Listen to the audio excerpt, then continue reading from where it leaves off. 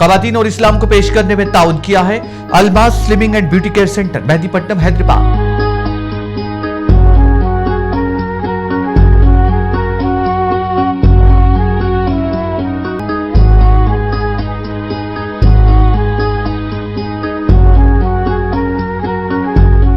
अस्सलामु अलैकुम वरहमतुल्लाहि वबरकातुहू। अल्हम्दुलिल्लाहि रब्बिल आलमीन वस्सलातु वस्सलामु अला रसूलिहिल करीम व अला आलिहि व अस्हाबिहि अजमईन व मन तबिअहुम बिइहसानिन इला यौमिद्दीन, अम्मा बाद। फ़अऊज़ु बिल्लाहि समीइल अलीम मिनश शैतानिर रजीम मिन हमज़िहि व नफ़्ख़िहि व नफ़्सिहि। बिस्मिल्लाहिर रहमानिर रहीम। या अय्युहल्लज़ीना आमनू तूबू इलल्लाहि तौबतन नसूहा। रब्बिश्रह ली सदरी व यस्सिर ली अमरी वहलुल उक़दतम मिन लिसानी यफ़क़हू क़ौली। Rabbi ज़िदनी इल्मा, rabbi ज़िदनी इल्मा, rabbi ज़िदनी इल्मा। मोहतरम नाज़रीन, हमारा खुसूसी प्रोग्राम ख़वातीन और इस्लाम में आप सबका खैर मक़दम है। मैं हूँ ज़ैनब मोहम्मदी मुफ़लिहाती। इंशाअल्लाह आज आप लोगों के सामने एक नया मौजू लेकर हाजिर हुई हूँ। उम्मीद है कि आप सभी इस मौजू को बग़ौर समाअत फरमाएंगे और उस पर अमल की पूरी कोशिश करेंगे। मोहतरम नाज़रीन, जैसे हम सभी जानते हैं कि हम बहुत ही मुबारक महीना रमज़ानुल मुबारक में दाखिल हो चुके हैं। जैसे कि पिछली बार मैं आप लोगों के सामने रमज़ान में किए जाने वाले आमाल के मुतालिक, इबादात के मुतालिक कई एक बातें रखी हूँ कि रमज़ान के महीने में सबसे पहले हम तरावीह, रोज़ा, क़ियामुल लैल या तहज्जुद और साथ ही साथ दुआ, तिलावत कुरान, सदक़ा व खैरात, ज़िक्र व अस्कार, ये तमाम इबादात अंजाम देते हैं। और उसके साथ साथ एक और इबादत जो हम सब के लिए ज़रूरी है, वो तौबा की इबादत है। अल्लाह तबारक व तआला से माफ़ी मांगना है। सबसे पहले हम अल्लाह वहदहू ला शरीक का बेपनाह शुक्र बजा लाते हैं कि तमाम तारीफ़ात उस अल्लाह वहदहू ला शरीक के लिए है जो तमाम गुनाहों को बख्शने वाला, माफ़ करने वाला, हमारी तौबा को कबूल करने वाला है। इसके बाद लाखों करोड़ों दुरूद व सलाम हो मेरे और आपके आखिरी नबी मोहम्मद मुस्तफ़ा अहमद मुज्तबा रसूलुल्लाह सल्लल्लाहु अलैहि वसल्लम पर। मोहतरम नाज़रीन, आइए सबसे पहले हम ये जानते हैं कि तौबा किसे कहते हैं। सिर्फ ज़बानी दावे का नाम तौबा है या फिर तौबा किसे कहते हैं, तौबा के शराइत क्या है, तौबा के फ़वाइद क्या है, तौबा का वक्त क्या है। इंशाअल्लाह दर्जा बदर्जा मैं आपके सामने तमाम बातें रखने की पूरी कोशिश करूंगी। तो सबसे पहले तौबा के माने रुजू होने के, यानी एक इंसान बुरी चीज से लौटकर अच्छी चीज की तरफ आ जाना, यही तौबा कहलाता है। अल्लाह की तरफ रुजू होने को तौबा कहते हैं। बुराई छोड़कर अच्छी चीज की तरफ चले जाना तौबा है। शरीयत में तौबा का मतलब यह है कि तमाम छोटे बड़े तमाम गुनाहों को छोड़कर अल्लाह की तरफ रुजू हो जाना, चाहे गुनाह हम जानते हो या ना जानते हो, सब के लिए तौबा जरूरी।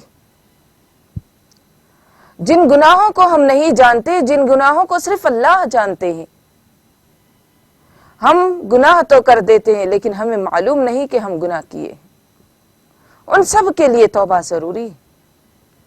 इसीलिए तशहुद में हम आखिरी तशहुद में दुआ पढ़ते हैं, अल्लाहुम्मा ग़फ़िर ली बिमा क़द्दमतु वमा अख़्ख़रतु वमा असररतु वमा अअलनतु वमा अंता आलमु बिही मिन्नी। कि अल्लाह मेरे तमाम गुनाहों को माफ़ फरमा दे, जो मैं आगे गुनाह की, पीछे गुनाह की, जो गुनाह मैं जानती हूँ, जो गुनाह मैं नहीं जानती,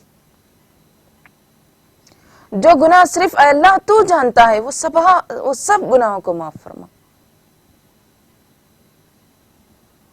तमाम गुनाहों से माफी मांगना तौबा है।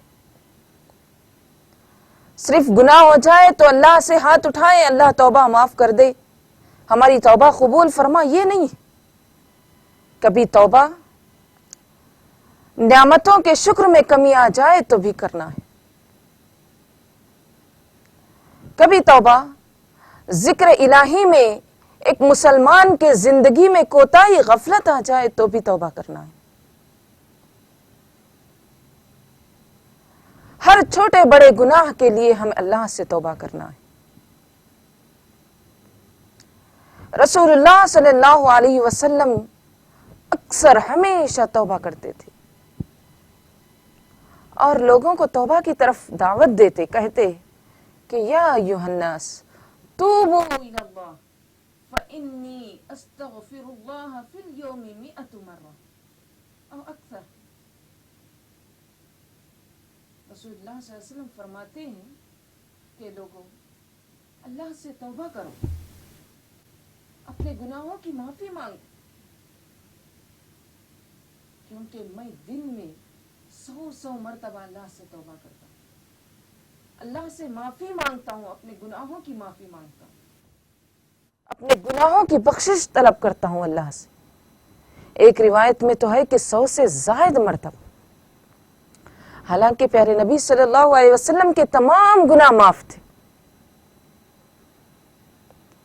अल्लाह आपको खुशखबरी दे दिए हैं सूरह फतह में कि हम आपके पिछले अगले तमाम गुनाह माफ कर दिए। इसके बावजूद रसूलुल्लाह सल्लल्लाहु अलैहि वसल्लम दिन दिन एक दिन में 100 मरतबा तौबा करते थे। अल्लाह तबारक व तआला को तौबा बहुत पसंद है। अल्लाह इतना तौबा को पसंद करते हैं, एक मिसाल के जरिए प्यारे नबी सल्लल्लाहु अलैहि वसल्लम हमें बता रहे, सही हदीस कि एक बंदा सफर पे जा रहा है, सफर पे एक ऊंट पर सवार हुआ, तमाम सामान ऊंट पर सफर में ले जा रहा, यानी जिंदगी की जरूरियत के तमाम सामान ऊंट पर है, लदा हुआ है ऊंट, सफर पर जा रहा है। एक सहरा में, एक मैदान में वो रुका, अचानक उसकी ऊंटनी गायब हो गई, उसकी सवारी गायब हो गई, साथ में पूरा सामान भी चोरी हो गया, गायब हो गया। अब वो बंदा परेशान हाल है, क्योंकि एक ऐसे सहरा में है, ना उसके लिए खाने के लिए कुछ है, पीने के लिए कुछ है, आगे पहुंचने के लिए कोई सवारी भी नहीं है, परेशान हाल है, हर तरफ तलाश करता है, लेकिन ऊंट उसकी सवारी नहीं मिल पाती। बहुत ज्यादा तलाश के बाद वो थका मांदा एक मकाम पर आकर लेट जाता है, एक जगह पर लेट जाता है। तब वो बेदार हुआ, उसकी आंख खुली तो देखता है कि उसका ऊंट, उसकी सवारी पूरे सामान के साथ उसके पास खड़ी हुई है। वो बंदा खुशी में, उसकी खुशी की इंतहा नहीं रहती, क्योंकि वो मायूस हो गया था, नाउम्मीद हो गया कि अब मेरी सवारी मिलने से रही, मेरी सवारी गायब हो गई, मेरा सामान गायब हो गया। अब वो जिंदगी के तमाम तर जो भी उसके लिए मराहिल है वो पूरे वहीं पर खत्म समझता है। तो अब जैसे ही उसके सामने वो सवारी पाले तो वो खुशी की इंतहा में ये कह बैठता है कि अल्लाह तू मेरा बंदा है, मैं तेरा रब हूं। खुशी में उसके जबान से ऐसे अल्फाज निकल जाते हैं जो गलत है। असल उसे ये कहना चाहिए था कि अल्लाह मैं तेरा बंदा हूं, तू मेरा रब है, लेकिन खुशी की इंतहा में कभी कभी गलत अल्फाज निकल जाते। تو اس سے بھی کہیں زیادہ خوشی اللہ کو ہوتی ہے جب ایک بندہ اپنے گناہوں سے معافی مانگ کر اللہ کی طرف لوٹتا. اللہ خوش ہو جاتے ہیں کہ میرا بندہ مجھ سے معافی مانگا ہے, مجھ سے توبہ کیا ہے, اپنے گناہ سے لوٹا ہے. یہ ایک بندے کو جتنی خوشی ہوئی اس کی سواری ملنے پر, اس سے کہیں زیادہ خوشی اللہ کو ہوتی. تو اس لیے اللہ تبارک و تعالی ہمیں توبہ کی طرف بلاتے ہیں, توبہ کی دعوت دیتے ہیں, توبہ کی طرف ابھارتے ہیں, توبہ کی ترغیب دلاتے. صرف ترغیب دلانا ہی نہیں بلکہ توبہ کی ترغیب دلاتے ہوئے, ابھارتے ہوئے یہ وعدہ کرتے ہیں کہ اگر توبہ کے شرائط موجود ہو تو میں ضرور تمہاری توبہ کو قبول کروں گا. محترم ناظرین, اللہ ہمیں ایک وقت رکھا ہے, ایک مہلت دیا ہے, ایک چھوٹ دیا ہے اپنی زندگی کے حد تک. جب تک زندگی باقی ہے توبہ کیجیے, اللہ توبہ کو قبول کریں گے. یہ مہلت ہے ہمارے لیے, اس مہلت کے وقت کو غنیمت جانیے. اس مہلت کے وقت میں اللہ سے توبہ کیجیے. اگر یہ مہلت کا وقت ختم ہو جائے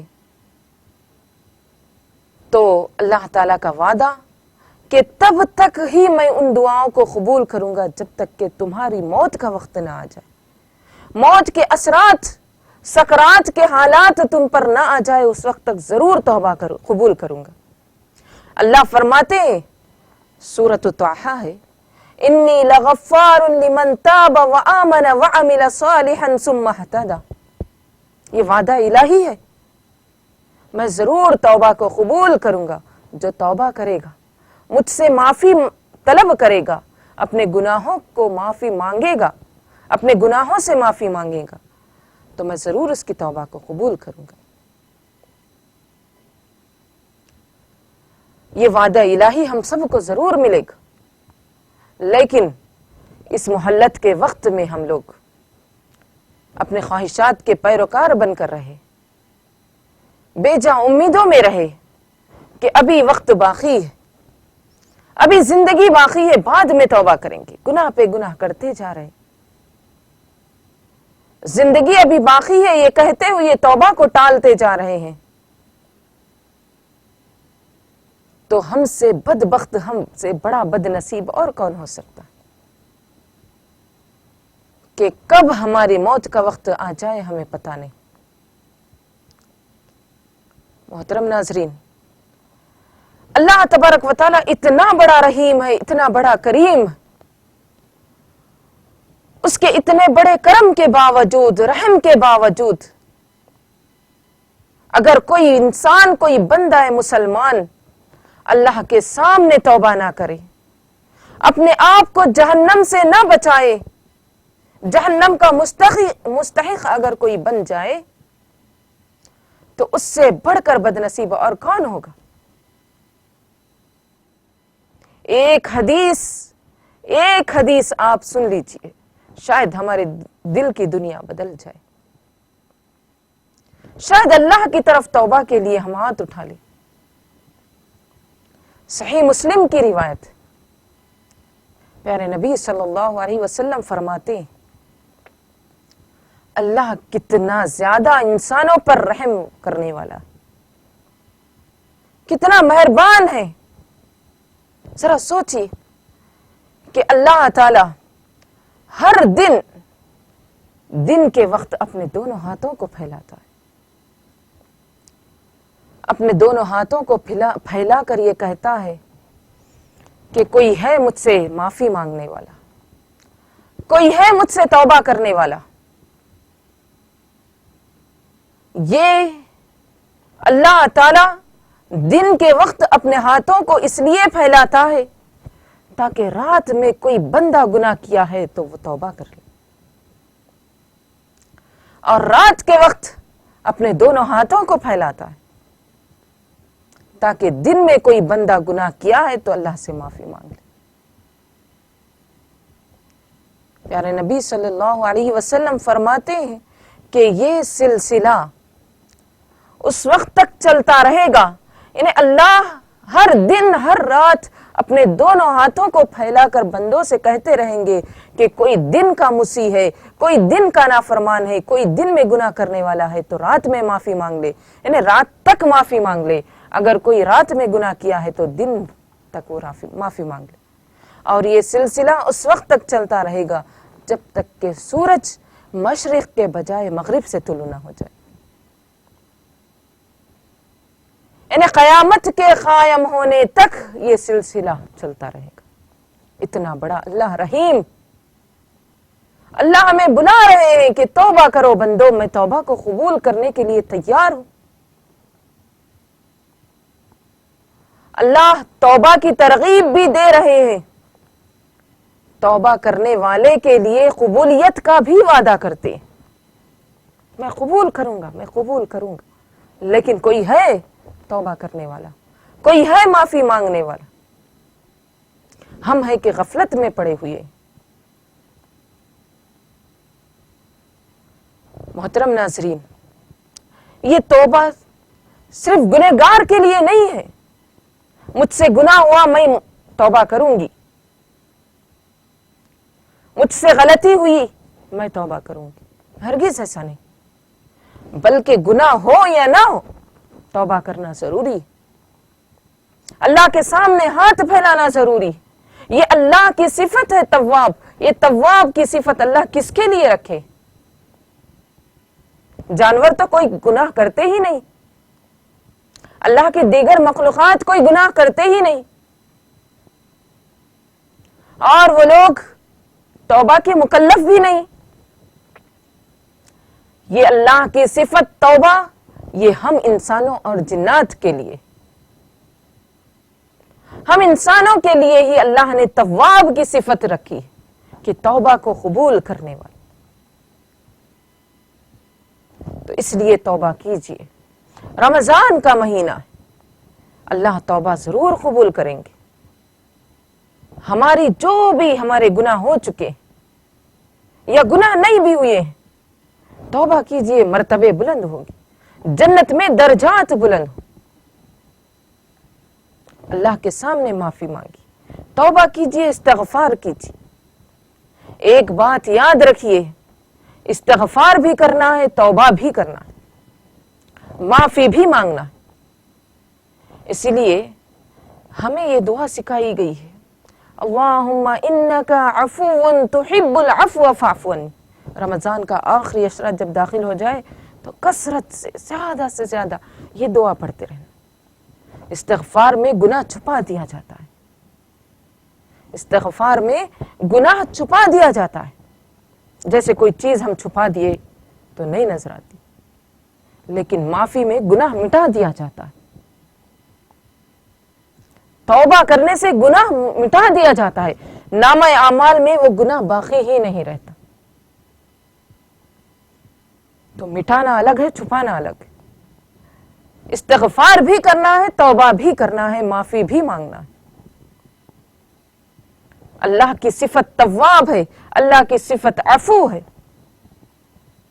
اللہ کی صفت غفار ہے۔ ہر صفت کے ذریعے سے ہمیں اللہ سے مانگنا چاہیے۔ محترم ناظرین، یہ توبہ کی صفت صرف گنہگاروں کی نہیں، توبہ کرنے والے انبیاء اکرام کی صفت، نیک لوگوں کی صفت تھی کہ وہ ہر چھوٹے بڑے گناہ پر یا گناہ نہ بھی ہو تو توبہ ہی توبہ ہمیشہ کرتے تھے۔ چلیے چند انبیاء اکرام کی مثال آپ کے سامنے رکھتی چلوں۔ انبیاء اکرام میں سب سے پہلے ہمارے والد، ہمارے باپ آدم علیہ السلام توبہ کیے۔ جب باپ کی عادت ہے کہ وہ توبہ کرتے ہیں، وہ استغفار کرتے ہیں، تو اولاد کی بھی یہ عادت ہونی چاہیے کہ توبہ کریں۔ آدم علیہ السلام سے ایک چھوٹی سی غلطی ہو گئی تھی، درخت کے پھل کو کھا لیے، اللہ نے ان کی سزا، اگرچہ کہ گناہ چھوٹا تھا لیکن گناہ کرنے والی ہستی بڑی تھی۔ آدم علیہ السلام جو باپ تھے، جو تمام دنیا کے انسانوں کے لیے ایک نمونہ تھے، انہوں نے غلطی کی تو اللہ نے انہیں جنت سے نکال دیا۔ اب جنت سے نکالنے کے بعد ان کے پاس کوئی چارہ نہیں تھا کہ کیا کرے، تو تعلیم دینے والا بھی وہ رب، وہ اللہ ہی انہیں تعلیم سکھائی، علم سکھایا، توبہ کے الفاظ سکھائے، کہے کہ اے آدم تم ان الفاظ سے توبہ کرو، میں تمہاری توبہ ضرور قبول کروں گا۔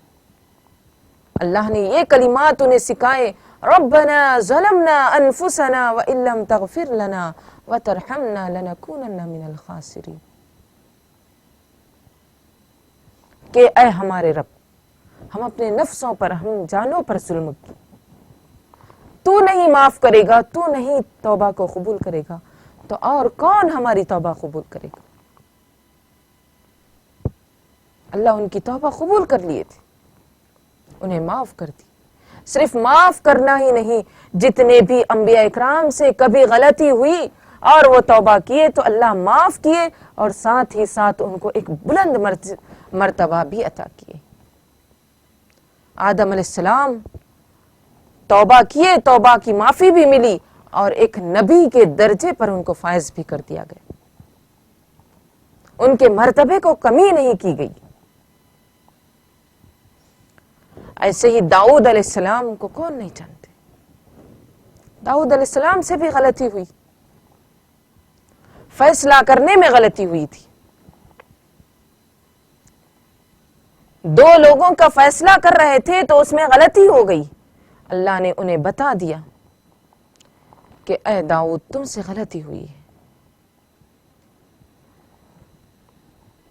تم سے غلطی ہوئی ہے۔ تو فوری داؤد علیہ السلام نے اللہ کے سامنے توبہ کے لیے ہاتھ اٹھا دیا، جس کا ذکر اللہ تعالیٰ فرماتے ہیں فاستغفر ربہ وخر راکعا واناب۔